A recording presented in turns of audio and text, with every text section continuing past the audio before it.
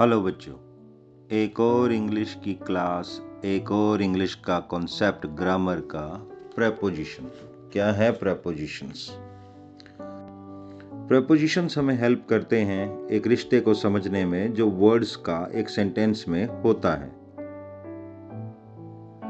ये linking words हैं जो नाउन और प्रोनाउन को बाकी के सेंटेंस के बचे हुए सेंटेंस के साथ एक रिश्ता बताते हैं। बेनिफिट्स क्या हैं प्रेपोजिशंस का किड्स के लिए, यानी बच्चों के लिए? हमें क्यों सीखने हैं प्रेपोजिशंस? कोई ना कोई कारण तो होगा ना। जी, इंग्लिश प्रेपोजिशंस के यूज़ के बिना थोड़ी सी अधूरी और हम छोटी छोटी बातें भी पूरी नहीं कर पाते। पहला बेनिफिट है इम्प्रूव्ड कम्युनिकेशन। इससे हम आपस में बातें कर पाएंगे इंग्लिश में ही। छोटी छोटी बातों को इंग्लिश में बोलने में हेल्पफुल होंगे प्रेपोजिशंस। प्रेपोजिशंस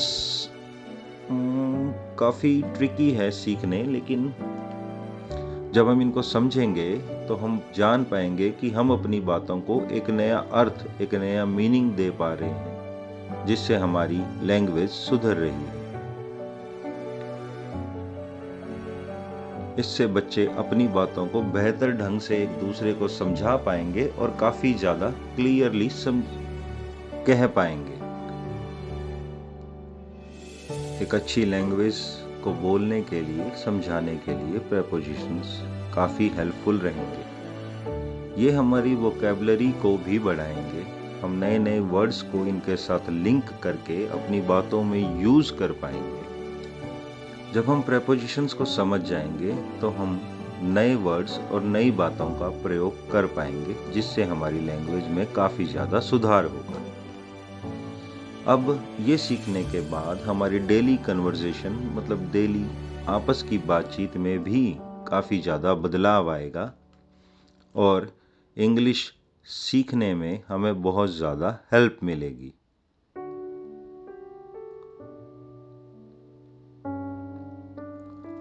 तो हम अपने विचार, अपने आइडियाज़, अपनी बातों को आराम से क्लियरली समझा पाएंगे।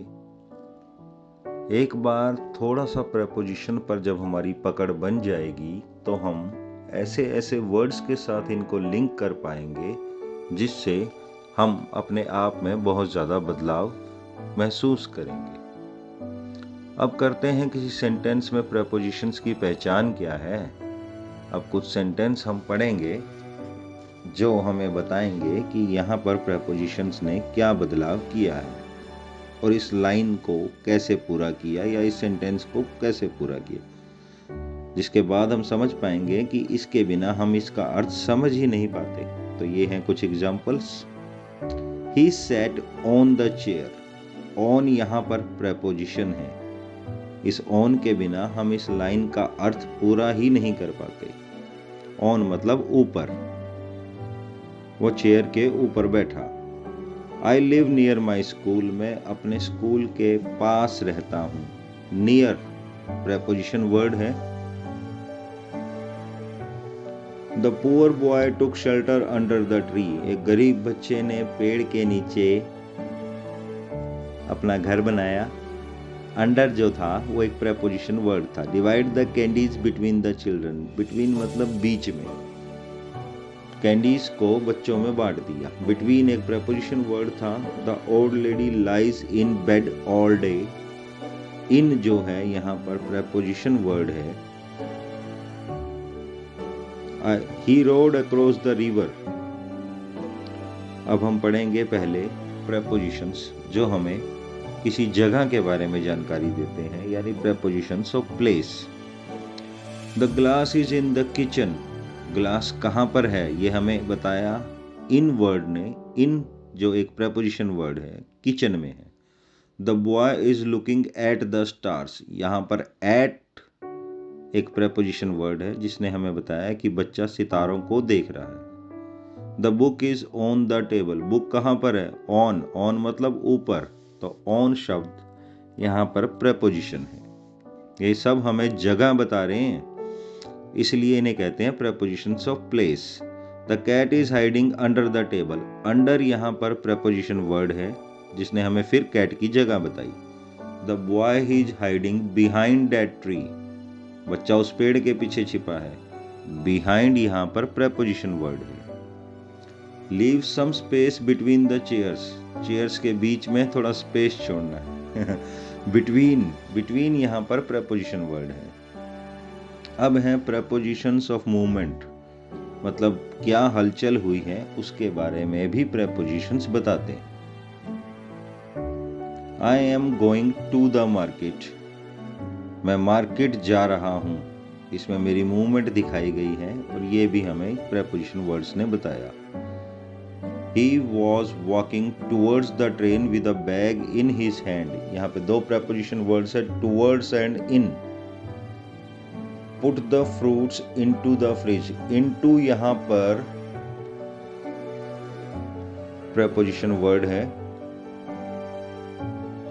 Walk along the white line on the road. White line के साथ साथ चलो. Along यहाँ पर preposition word है जो हमें movement बता रहा है. Gauri walked across the street to buy a balloon.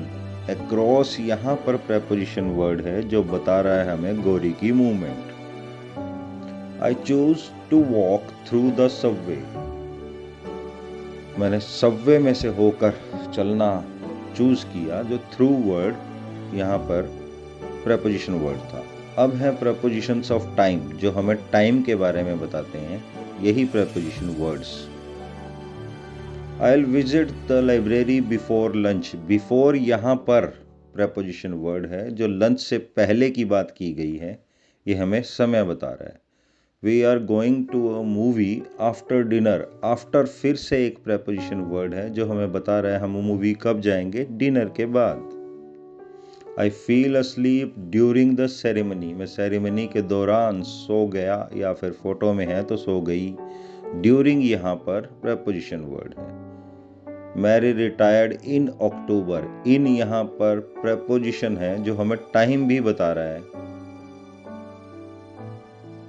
Divya's birthday is on 17 दिसंबर। अब ऑन यहाँ पर टाइम भी बता रहा है जिसने हमें दिव्या का बर्थडे बताया।